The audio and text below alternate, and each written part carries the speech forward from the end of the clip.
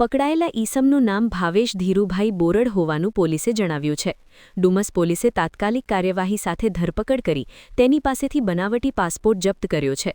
પ્રાથમિક તપાસમાં ખુલાસો થયો કે ભાવેશ વર્ષ 2019માં આ નકલી પાસપોર્ટ બનાવડાવ્યો હતો અને તેના આધારે અનેક વખત વિદેશ પ્રવાસ ખેડ્યો હતો।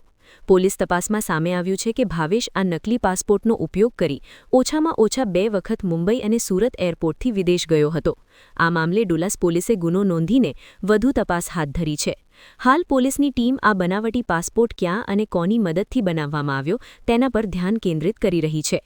આ અંગે માહિતી આપતા એસીપી શ્વેતા ડેનિયલે જણાવ્યું હતું કે સુરત એરપોર્ટ પર ઇમિગ્રેશન દરમિયાન એક શખ્સ બનાવટી પાસપોર્ટ સાથે ઝડપાયો છે। પ્રાથમિક પૂછપરછમાં તેણે કબૂલ કર્યું કે તેણે 2019માં આ નકલી પાસપોર્ટ બનાવડાવ્યો હતો। અમે આ મામલે ઊંડાણપૂર્વક તપાસ ચાલી રહી છે અને આ તપાસમાં મોટા ખુલાસા થવાની શક્યતા છે। સુરત શહેર ખાતે એક વ્યક્તિ જે મૂળ અમરેલીનો અને લાંબો સમય સુરત શહેર ખાતે રહેલો ભાવેશ બોરડ નામનો એક વ્યક્તિ છે, જેની વિરુદ્ધ ડુમસ પોલીસ સ્ટેશનમાં ફરજી પાસપોર્ટ બનાવીને એનો યુઝ કરવા બદલનો ગુનો દાખલ કરવામાં આવેલો છે। આ બાબતે હકીકત એવી છે કે આ જે ભાવેશ બોરડ છે એ મૂળ અમરેલીનો વતની છે અને સુરત ખાતે રહેતો હતો। કોરોના પહેલાં 2019ની અંદર તેણે પોતાના ભારતીય પાસપોર્ટ ઉપર અહીંથી પોર્ટુગલ ટુરિસ્ટ વિઝા ઉપર ગયેલ હતો।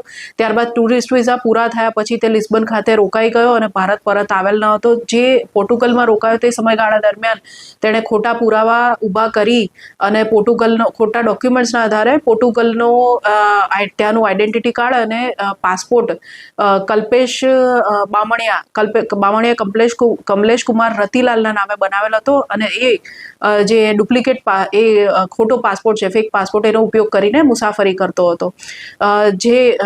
જે ઈસમ આ પાસપોર્ટ ઉપર જ્યારે થાઈલેન્ડના બેંકોકમાં મુસાફરી કરી ત્યારે ત્યાં ડિટેક્ટ થતાં કે ત્યાં ખોટો પાસપોર્ટ છે, એને પરત રિપોર્ટ કરવામાં આવેલો હતો। જે અંગે ઇમિગ્રેશન ઓફિસ દ્વારા સુરતમાં ડુમસ પોલીસ સ્ટેશન ખાતે તેને રજૂ કરી વિગતો આપવામાં આવતા અત્રે ગુનો દાખલ કરવામાં આવેલ છે।